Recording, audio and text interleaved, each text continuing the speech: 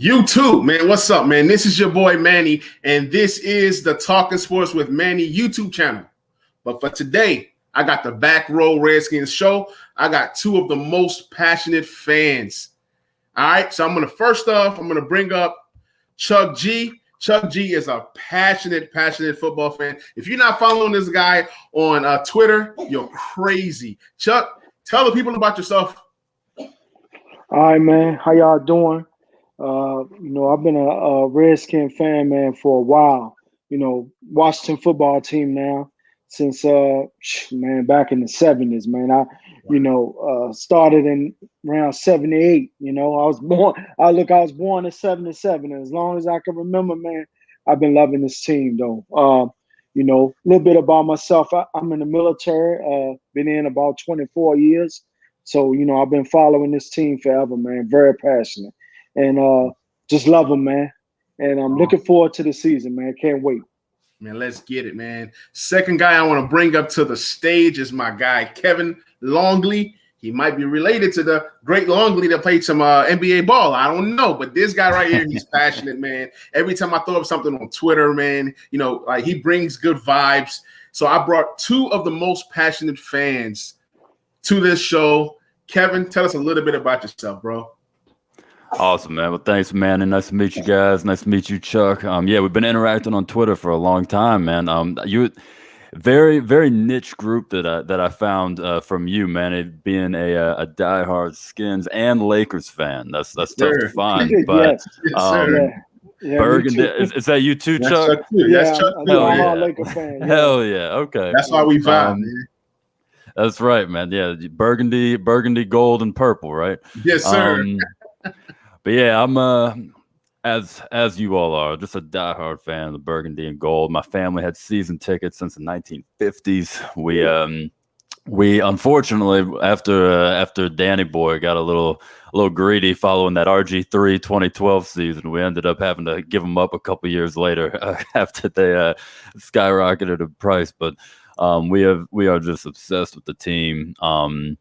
I dedicated myself to sports media as well. I went to school for it, and I spent a few years over at SiriusXM as a producer for them, working for the fantasy sports radio channel, in addition to NASCAR radio. I know, Manny, you're a big fantasy sports guy, and so I was deep into that world. I'm still doing some expert leagues with some of these guys, and it's fun.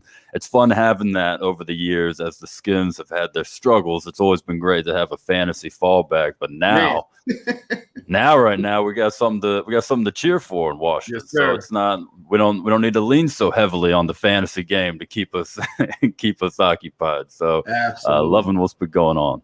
Absolutely. So guys, man, the name of the episode is called Washington Football Team versus the NFC East. Now, of course, the football team made some moves. We signed Fitzpatrick. We signed William Jackson III, Curtis Samuel. We brought back guys like Danny Johnson, Jared Norris. We tendered Cam Sims. He signed a deal. So, we lost Breland. We lost KPL. We've lost some guys. So pretty much we're going to talk about how we stack up versus the NFC East. You look at the moves that Dallas have made. Who do they bring in? Besides Dak, I don't even know what Dallas have really done. You know what I'm saying? You look at the Giants. They're overspending on guys like Galladay and guys like Adoree Jackson, who was released by the Tennessee Titans. I live in Nashville, so they're not saying good things about Adoree Jackson. Then we slide on over to the Eagles, man. They made one move. They signed Anthony Harris, very good safety. He chose the Eagles over us. We're going to talk about all of that. So, Chuck, we'll start with you, man. What is your take about the football team and how it stacks against the NFC East? Well, as far as the offseason goes, I would have to say that the football team had the best offseason. If you look as far as dollar costs per player and the acquisitions that we picked up, I would say we came out the best. With the acquisition of Curtis Samuels, I mean, I love that pickup. I mean, you talk about a versatile receiver. You can use him in the slot. You can put him outside. You can put him in motion. He's very versatile. He can run the ball inside. I mean, there's so much that you can do with him. I mean, Fitzpatrick. I mean, look, the quarterback position is a hard position to find. I mean, they don't grow on trees, a franchise quarterback. And given our situations being as though we made the playoffs and we're not in a position to pick high in the draft, I think he's the perfect bridge guy right now. So that was a very good pickup. I was against it at first, but I came around on it. But I think that, that was I'm sorry, signing William Jackson. Loved him. Long corner, long arms, can match up well because, we got some dogs. We got some receivers in that division, okay? Straight dogs. And we needed him and we needed some help in that secondary. But I think that we came out as far as in the offseason, I would say we did the best matching up against the other teams. So that's just my take, though. Hey, I love it. I love it, man. I feel like we made some pretty solid moves. And like you said, bang for a buck. I mean, you can't beat it. No. Galladay is getting $19 million a year with incentives. And then a guy like Curtis Samuels is getting $11.5 million a year. You can't beat that. They're going to give you around the same type of production. You know what I'm saying? Over 1,000 yards, hopefully, and about 5 to 6, 7 touchdowns based off of how everything pans out. Kevin, what's your take about the football team and where we stack up versus the NFC East? Well, I agree with both of you guys, man. I love the moves we made. And to compare that, I've heard some people say Galladay is worth it a little bit more because he's more of a traditional receiver. But really, you're just, as you said, you're going to get the same production. Just to touch on that note of $18 million a year for Galladay versus $11 million a year for Curtis Samuel. Curtis Samuel, he isn't the pure receiver that Galladay is. Galladay does have a step ahead of him there, but you can't line Galladay up in the backfield. You can't line Galladay up in the slot. Curtis Samuel adds such an element of surprise and different dimensions to our offense that no one else in the division really has. Because in the modern NFL, the way athletes are so superior to the way they used to be, and with all the looks that we've seen, you can't just line up traditional guys anymore. You need to keep people guessing. That's what the Chiefs do. That is why they are on top. That is why Bill Belichick had his guys on top for so long. It was the misdirection. It was the confusion. It was not knowing what guys were going to do next. I mean, we got a tight end in Logan Thomas who can drop back and throw dimes, So we have this element of surprise that when you get a guy like Curtis Samuel, none of these other teams have. So I absolutely agree with you guys that we've won free agency and we're the defending champs of the division. So I think we're standing tall right now.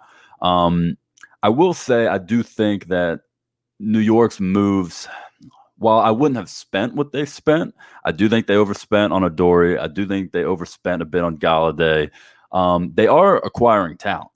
And they are bringing in people. I mean, they got depth. I mean, if they stay healthy, and Danny Dimes can actually throw some dimes. I mean, you got Saquon, you got 2 tight ends, you got Slayton, Shepard, Galladay. I mean, they even took a flyer on John Ross, who, I mean, if he's your fourth receiver, might as well. Yeah, Rudolph and Ingram. At the tight end. Exactly. And the thing about Rudolph is he's not a good option if he's your number 1 tight end these days. But if he's your number 2, you're in good shape. In the red zone is where he's going to thrive. Oh yeah, I was watching NFL's the NFL handle today posted all these highlights of Kyle Rudolph with the one-handed grabs in the back of the end zone. I mean, he's tough to guard. He's just one of those. He's kind of like a poor man's Witten, like that's kind of how he plays. So I like their moves. Dallas, Cowboy fans, man. I'm friends with some diehard Cowboy fans, and they're like, oh, the Keanu Neal. I mean, he's gonna take us to the ship, and they did make some moves defensively, but the problem is that while they made those moves defensively, getting three edge guys. They didn't get any household names, and while their existing talent isn't that great, you still got to retain your talent and then add to it, right? Exactly. And they lost Chidobe Awuzie. They lost Xavier Woods. I haven't heard anything about Alden Smith. Yeah, they're not bringing him back. That's what they said. They're not bringing him back. They're not bringing him back. That was their best. It makes no sense. That was their best defensive player in 2020. They didn't even get over any DeMarcus Lawrence. They didn't get any better. Defensively is where Dallas struggles.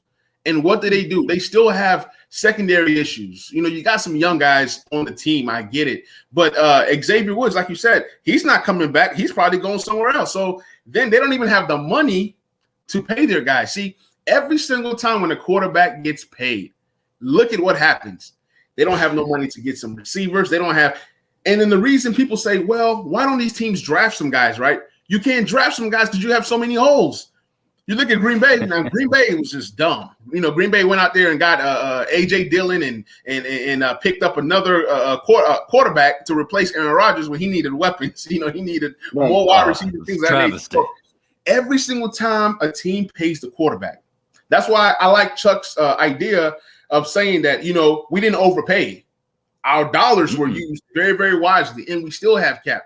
When you pay that quarterback, man, it changes the entire dynamics of your team because then you can't pay your guys. Talk to me, Chuck. They signed safety Jaron Curse, so I don't even know who that is. So I'm from Detroit on a one year contract. So hey, the fans are pissed. Man, yeah. I posted that, and then somebody went on and commented underneath it. He said, that ain't no, who's that guy? Oh, he says, that's not no hooker. Nah, man. Nah, I don't like this move right here. That's not hooker. We wanted a hooker. We wanted Earl Thomas. They want all these guys, but they getting all these one year deals, these 1 year flyers, these depth, pieces. So, man, it's going to be an interesting year, man, because Dallas didn't get better defensively, but offensively, they can score with anybody. They can score. They have weapons. They got two good tight ends. They got two good tight ends that nobody talk about, and Dalton Schultz and Blake Jarwin. You know what I'm saying? They got the wide receivers. They have the running backs. Pollard is underrated. So they got the weapons offensively. But where they're going to struggle, to me, that offensive line doesn't look as good as it used to, huh? It's getting older. They're older. Yes, bad hips, bad knees, bad ankles. Man, so and I mean, and you know where the game is won is in the trenches, right? And you just said their defense is not very good, so their D line and their O line, if they can't generate pressure or protect the quarterback, then that's a problem. Exactly. It's a big problem, and you know what? As much grief as I give the Cowboys, a few years ago, I was terrified of that team, man. When that offensive line was Zeke, when he was humming, I was like, man, this is exactly how I would build a team. This is I hate it. I hate that you're so good. But and to their credit, they did keep adding guys. I kept being like, did you use another high pick on an offensive lineman? Like what? Like it really isn't their fault. But Travis Frederick had his health concerns and dropped off, and Tyron has had some issues as of late. But that's something they might have to address that at 10th overall. That's what they're going to do. They're going to have to. Everybody's saying Patrick Surtain. Everybody's saying a corner. I get that you need a corner, but guess what? If Dak takes one more hit, you can't pay Dak all this money and not protect them. If they're smart, they'll go offensive line first and second round. That's just my opinion. I think they need to solidify that because even Ezekiel Elliott struggled last year.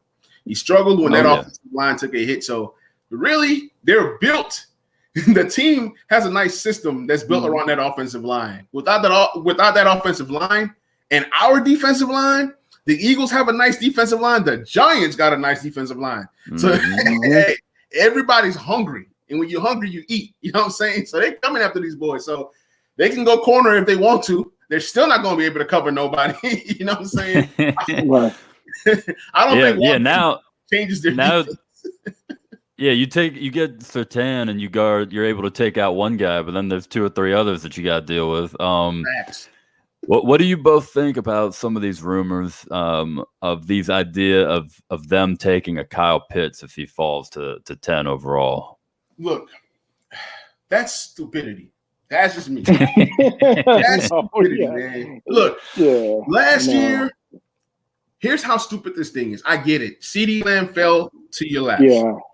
But you should have maybe gone defense. You should have maybe gone. Right. I know you go best available. They say go best available in the draft, and then you address free agency for your needs. I get that. But they didn't even address their needs. So what are you doing? You're getting luxury picks, and then you're not improving your team. You got a guy like Michael Gallup. He's about to walk next year. After this season, I believe he's eligible to go. So you're not going to pay him. You're paying Amari Cooper millions of dollars. That's a whole nother story. You know what I'm saying? Between their big three. Big bills. Big bills, Ezekiel Elliott, Dak, and what's the name? That's like over $90-something million a year. Something like that. I did the math. It's $70 to $90 million a year. That's a lot of money. It's huge. That's a lot of money. So that means all three guys got to be top 5 in their position.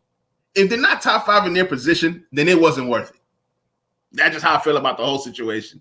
I mean, you got guys, everybody's drafted running backs. Nobody pays running backs. They say you're not supposed to. And if you do, you give them a short-term deal because they're going to end up just like, what's his name, Todd Gurley sometimes. Todd Gurley. I mean, Le'Veon Bell. Right. It could be Christian McCaffrey. I hope not. Could be McCaffrey. I hope not, because I got plenty shares of McCaffrey on my fantasy team. So I just say all this to say, if you're not building your team the right way, I love what Chuck said about building through the trenches.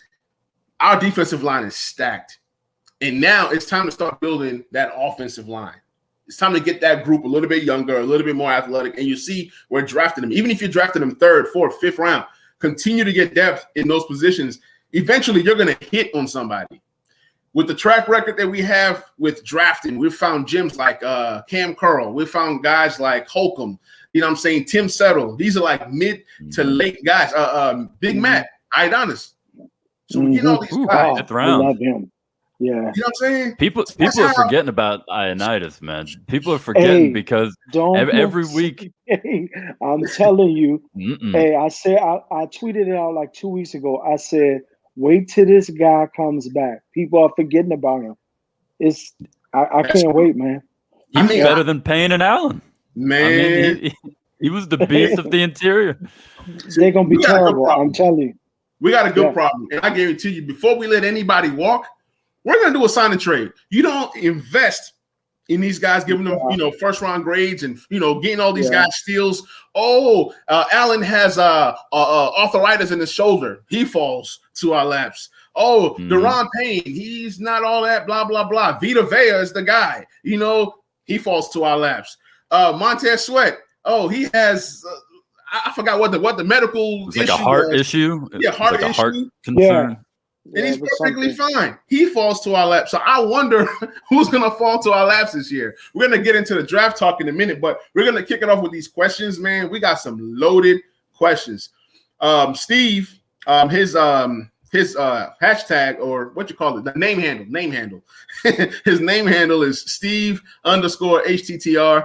He says, outside of the big 3, meaning wide receivers in a draft, he goes, who is your favorite? He says, who is your favorite for the next tier? So I'm going to start with Chuck. So, of course, the big 3 is Waddle, Jalen Waddle, Devontae Smith, and Jamar Chase. Those are the big 3 in the draft, and those are the guys that are expected to go top 15, maybe even top 10, depending on who's drafting and if people are trading up, trading down. So those are the big 3. Outside of those guys, who do you like in the draft? The guy from Florida, Kadarius Toney. Toney. Okay. Yes. Okay. So what can Kadarius Toney bring to the table? So you are Kadarius Toney's agent. Ron Rivera, Scott Turner, whoever. Sell me on Kadarius Toney. I mean, he's just versatile. I mean, inside, outside, he's a big guy, just creating separation. I mean, he's tight end, / receiver, right? He can move in and receiver. Out. He's a receiver. I'm sorry. Yeah, receiver. Yeah, I'm thinking of the other guy. My bad. Oh, yeah, Pitts. But yeah. Pitts. My bad. But I like Kadarius Toney, man. He creates great separation. I just dig his game. Watch a lot of SEC football, and I love him, man.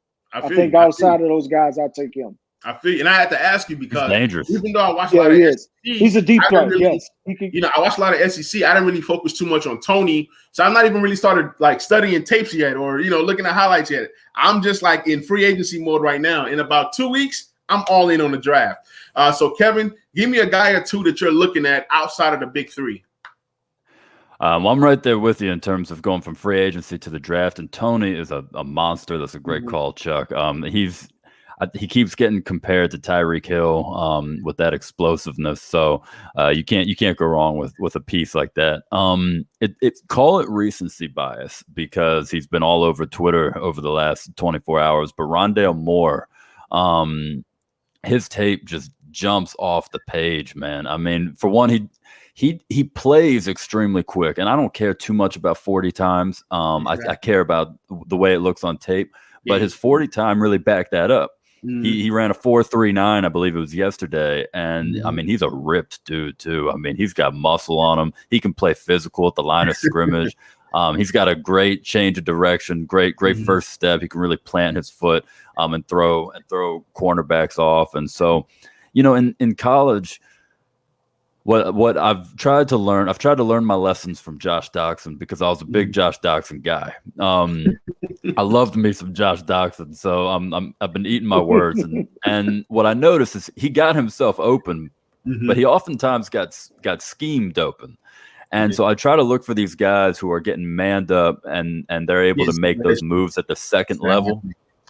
Rondale Moore can make some moves at the second level. He can leave you spinning. And so I like the combination of some physicality with that speed.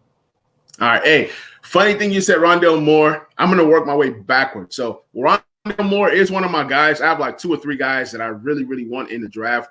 Rondale Moore, I fell in love. You know what I'm saying? Nate Coleman put me on Rondale Moore, and I asked the question on Twitter. I was like, one day, like, weeks back. I said, what is so special about Rondale Moore?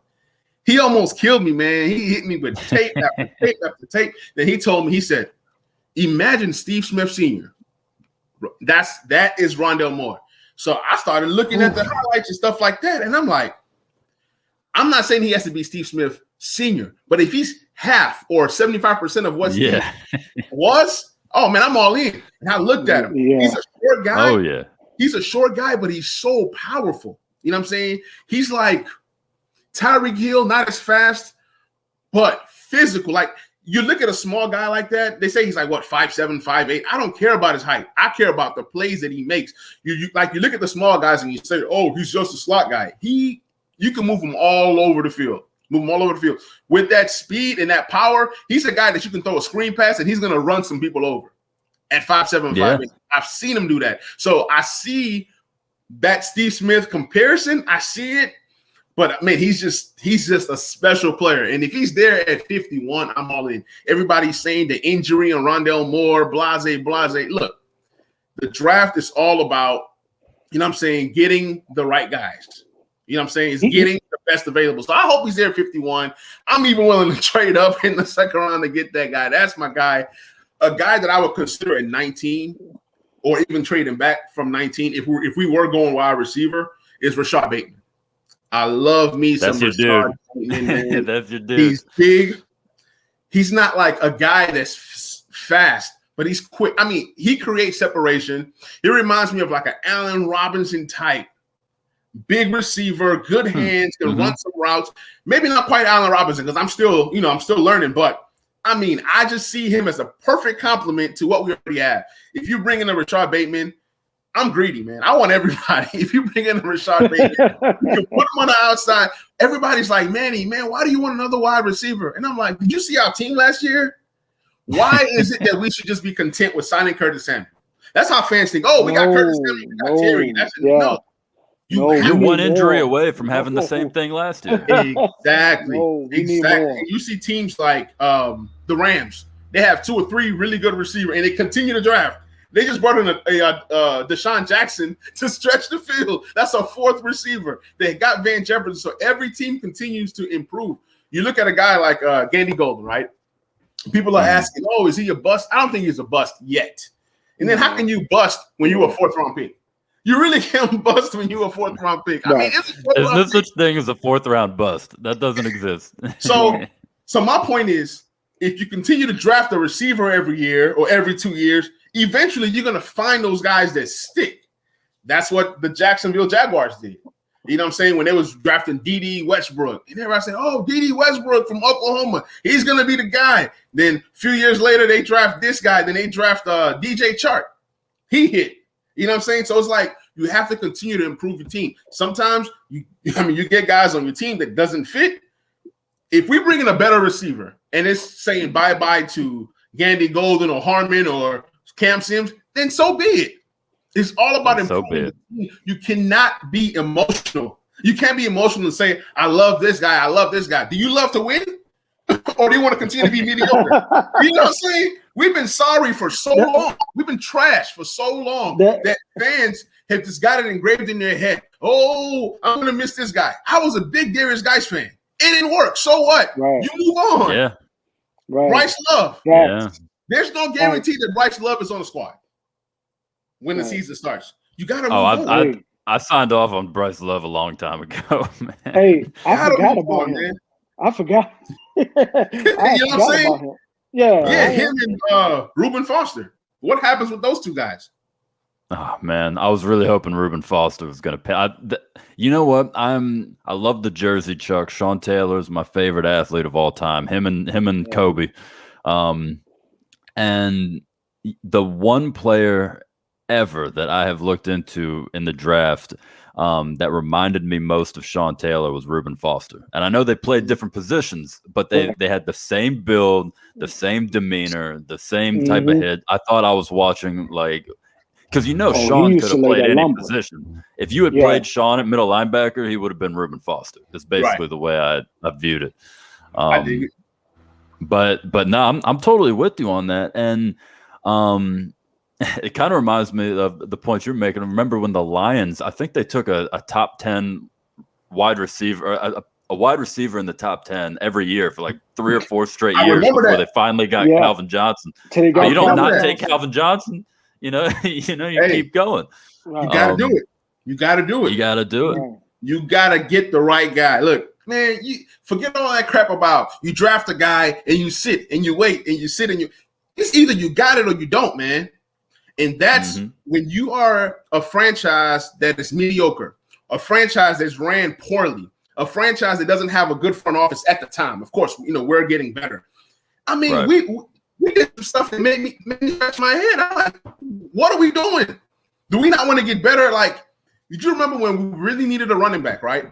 And you saw guys like Dalvin Cook out there. You saw guys like Nick Chubb out there. We got Geis that year. But, the year that Kamara was drafted, Kareem Hunt, I'm like, these dudes is going third up. Do we not need a running back? Y'all cool with Samaje Perine? You know what I'm saying? Cincinnati re-signed them. They did. Yes, they re-signed them. Yeah. Hey, man, Samaje Perine. That's funny, man. No, you're totally right. And the thing is, sorry, I'll just make this point real quick, but even if you overload, right? Let's say AGG can play and Harmon can play and Samuel obviously could play and McLaurin can play, and you get a Rondale Moore, a Rashad Bateman, a Kadarius Toney, you get one of these names.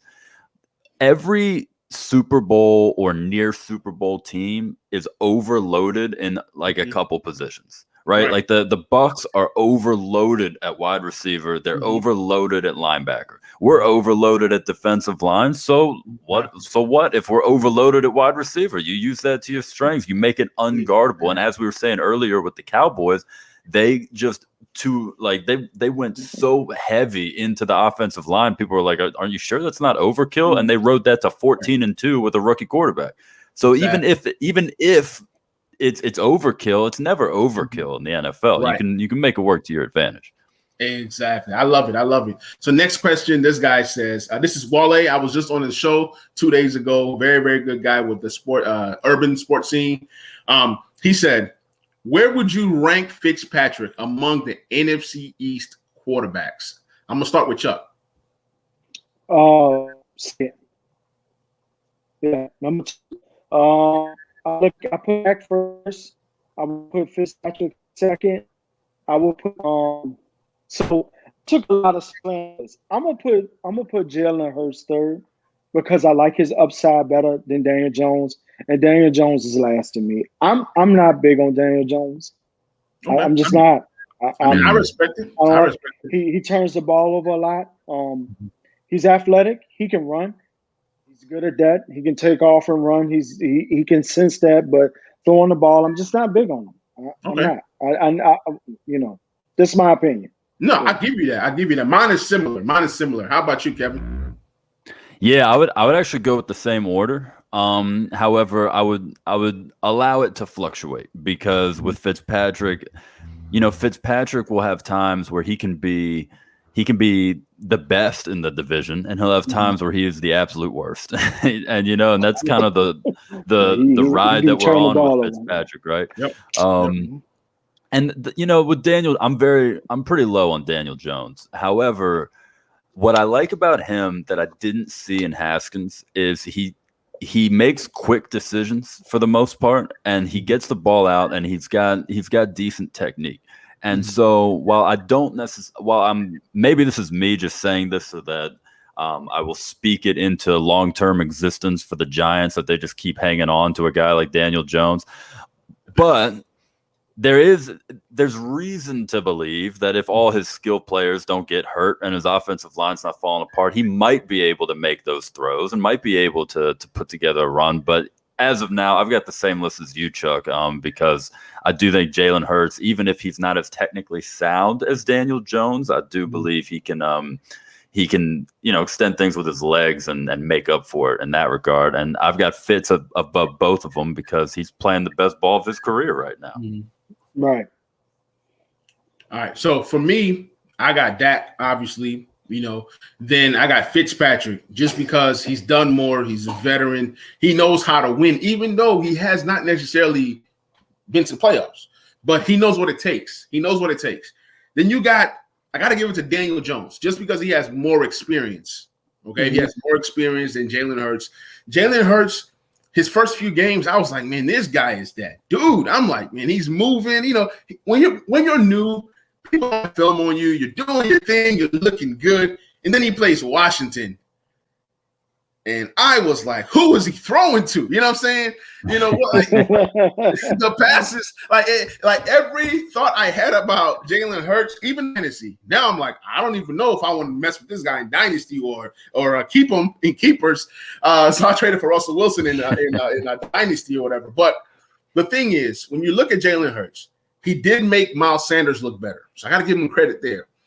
He did make some throws to Dallas Goedert. He didn't make some throws to Jalen Reagor when Wentz couldn't. Because the offensive line is so bad, Jalen Hurts looked so good. But I'm still going to put Jalen Hurts as the worst quarterback, the fourth best quarterback in the division until I see more out of him. Because I don't know. He's a wild card. He might be very, very, very good. He can be very, very, very bad. I don't know. The same could be said about Daniel Jones and Fitzpatrick. So when you look at the division, the quarterback play is not that great outside of Dak. So I like our chances. So if our quarterback play is about the same or better than three of the teams or two of the teams, then hey, it's all good. It's all good. Something to work with. Yeah. You go 4-2. You go 4-2 in the division. You could almost say you're going to win 10 games, but you got to win 4. You got to win 4 out of 6 in that division to have a chance at the playoffs. Yes. 4 out of 6 probably gets you the NFC East championship again, but you got to win 4, not 3, not 2, 4.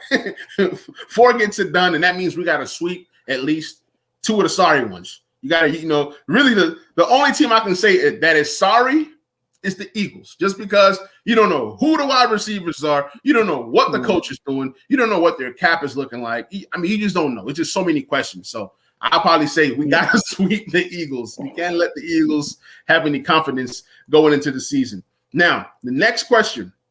This one was pretty good. I think this was the best question of the night. Let me find it. He was, let me find it. Give me 1 second, because this guy was just. I don't know what the Eagles coach is doing. I don't know what the Eagles coach is saying, man. Did you all see that press conference? I had no idea what I was watching, man. Bruh, that was crazy. Okay, I found the question. the question is, this guy said his name is the New Era. So Rivera _new. That's his handle. He said, I made a bet that Gibson will have more rushing touchdowns than Saquon Barkley. Do y'all agree? I was like, whoa. Now, granted, I'm not a big Saquon Barkley guy anymore in fantasy and maybe even in real life. He's just been getting hurt. He's been getting hurt. Of course, he's explosive. Of course, he's one of the most physically gifted running backs to come into the league. Just looking at him physically. Those quads. But that offensive line can't save those quads. Folks is coming for his knees. Folks is coming for his legs. So I don't know what to expect out of Saquon Barkley. So to say that Gibson is going to have more touchdowns than Saquon, I'm going to go ahead and start. I'm going to say it's possible. Gibson did have 11 touchdowns. You get into the red zone, he does know how to pound it in. So he should have had 14 touchdowns. If you take all the touchdowns that Barber had, which I don't know how many, Gibson should have had at least 14 touchdowns just because he knows how to get those tough yards. And this is his first season learning the running back position. So it's not too far-fetched to say that he'll have more rushing touchdowns than Barkley. But I'm interested to seeing what you guys think. Chuck, what is your take? Who would have more touchdowns, Gibson or Saquon Barkley? Man. I'm gonna have to say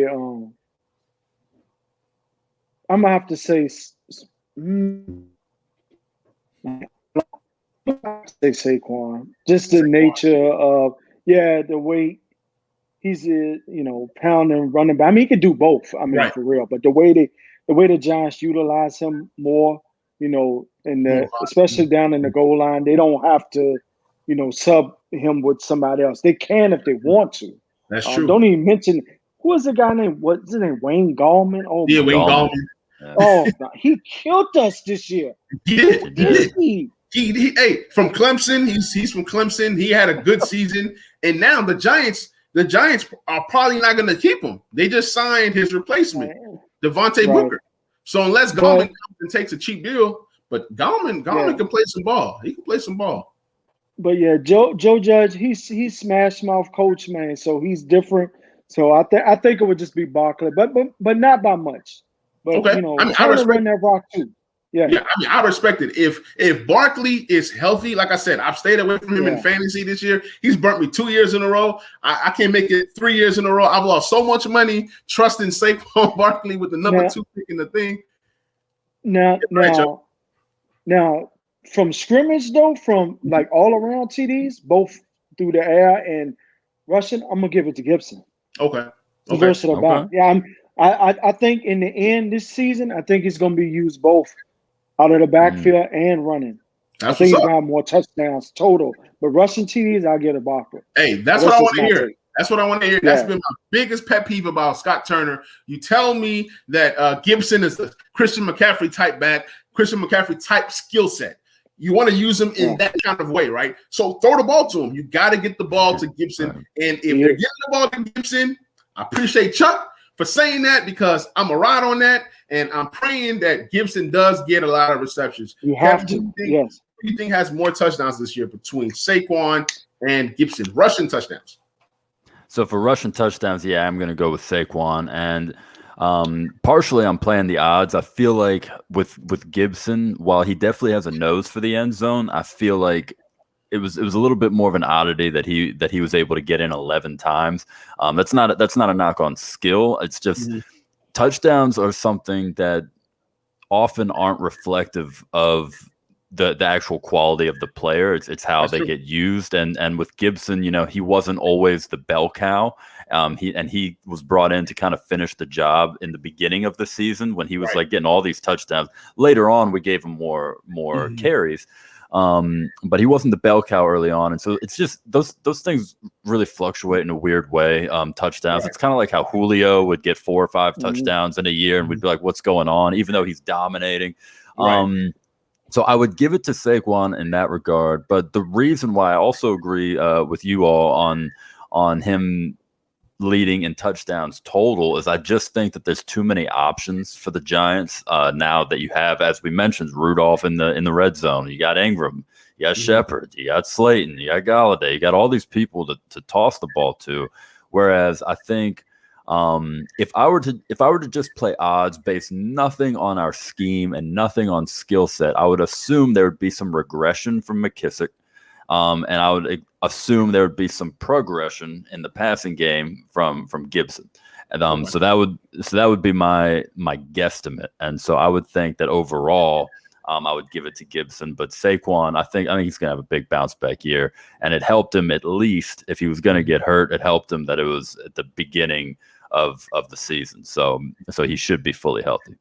So as we wrap up the show, I got a 2-part question. About the quarterback. This is a big question. Of course, we know that Fitzpatrick was brought here to be a bridge. I think he's a perfect bridge because he's going to sling that thing. He's going to make football interesting. He's going to make Sundays fun. Once again, we're not dependent on our defense to hold people to like 24, 20, under 20 to win the game. We're going to be able to put up some points this year. So one guy asked, his question was, do you think we make a play on Trey Lance? That's number one. Then the number 2 question that kind of goes with this from somebody else, he said, does signing Fitzpatrick end a big move on a high pick or on a high quarterback pick if somebody slips? So obviously you got Trevor Lawrence, who's going number 1 overall. You got Zach Wilson, who I feel the Jets should take number 2. If not, the Jets are stupid. That's just my opinion. Sorry. Yeah. This is my opinion. Yeah. Darnold is not it. Darnold is not it. He might be it for somebody else, but he's not it. We've seen what Darnold can be. Then after those 2 guys, it gets kind of funny because then you got the Fields, then you got the Trey Lance. There's teams that need quarterbacks. You know what I'm saying? I know, I think the Panthers are number 7, so they might be looking for a quarterback. People are saying maybe trade up with them. I mean, so if a guy slips, do you think that Ron Rivera goes after a quarterback in the draft? Chuck? Yes, he should. Okay. Yes.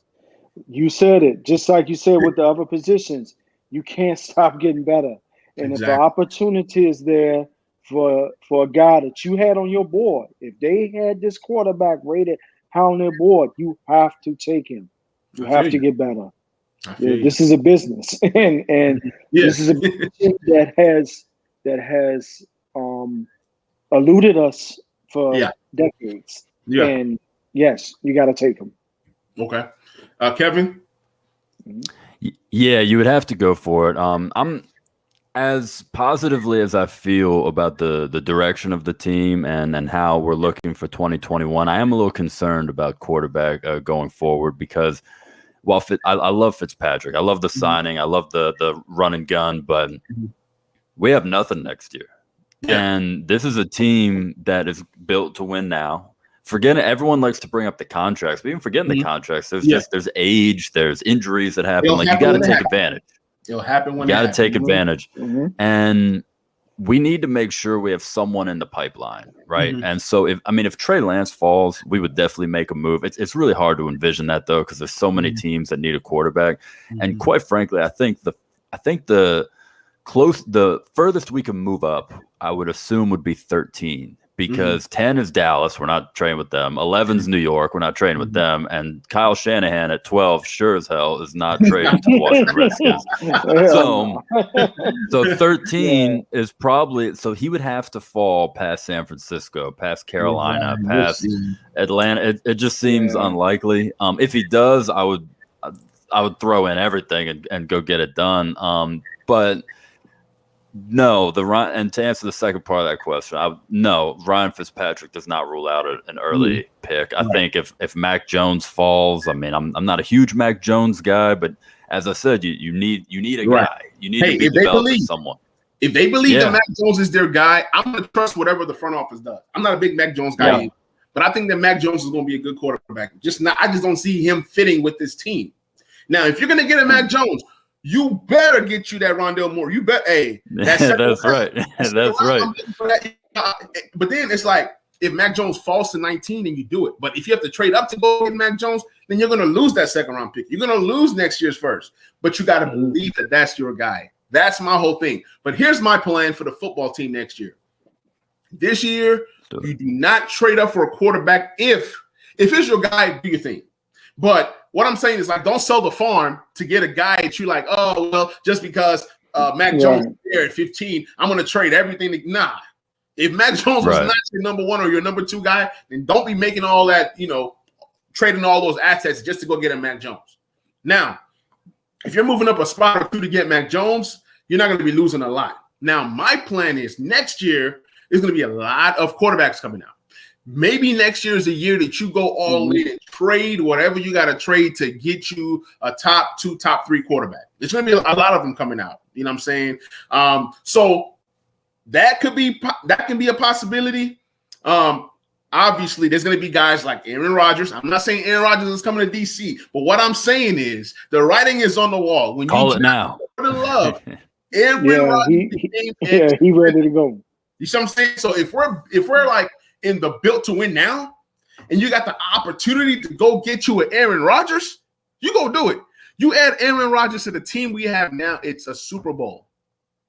It's a Super Bowl. When was the last time Aaron Rodgers had a defense like this? When was the last time Aaron Rodgers had 2 good receivers on the same team? He did some damage when he had 2 good receivers. And if you're adding an Aaron Rodgers, that means you're going to want to add more weapons. So all I'm saying is next year, there's going to be some veteran quarterbacks, maybe even a Russell Wilson. We don't know what happens. Maybe the Seattle Seahawks just suck this year. That they're like, you know what? We got to start over. So what I'm saying is this year, you're going with all your options.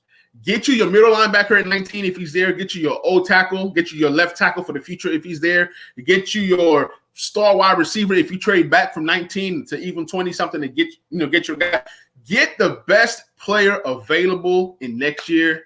That's when you attack that quarterback. You make it known you're gonna get a quarterback. And if you got to trade 3 firsts for Deshaun Watson, you do whatever you got to do. But all I'm saying is explore all your options and don't oversell just because you have to get a quarterback and then you get the wrong guy. That's my only thing. I don't care what they do at quarterback, but they better make sure. Look, I don't want another Haskins situation. You bring in a guy, that's your guy. Because if you make the wrong decision, Ron Rivera, you're out of here. So you gotta make sure you're getting the right guy. That's all that's all I ask.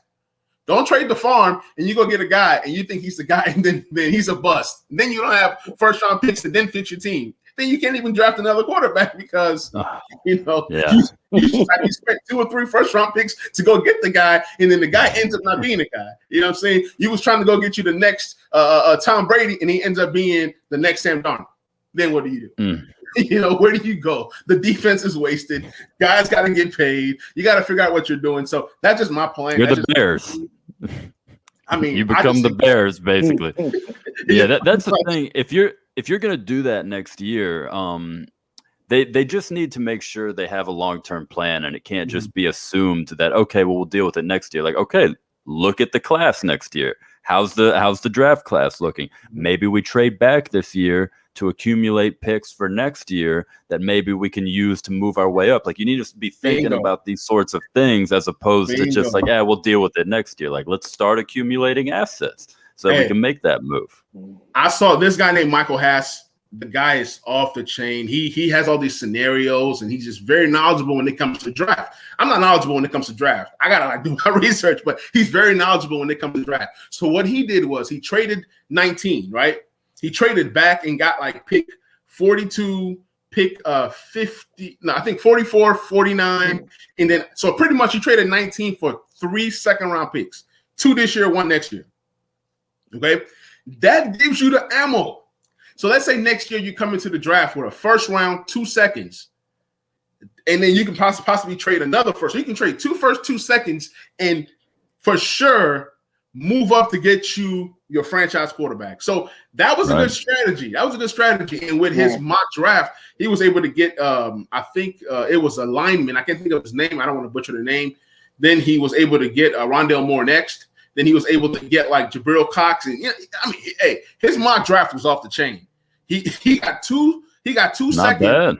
ended up getting one of the top tackles in football. Then he ended up getting one of the top wide receivers that everybody wanted. Then he was able to fill the rest of the draft. So I'm not opposed to trading back. I'm not. And like you said, if you can acquire some picks for next year, that gives you the ammo where you say, hey, I got 2 firsts, I got 2 seconds, and I got 2 thirds. What y'all trying to do? Hey, that sounds pretty good. That's a pretty nice haul off of just trading back and still getting your guys. So I definitely like all the strategies. The last topic of the night, and we're done. Daniel Snyder. He was able to buy out the minority owners. I know Chuck is excited for this conversation right here. I'm going to let y'all two have it. I don't really have an opinion on what Daniel Snyder does. I'm just worried about the football team. He can have that stuff, but my whole thing is as long as Dan Snyder continues to take a step back and let the people run the show, I don't even remember that Daniel Snyder owns a team.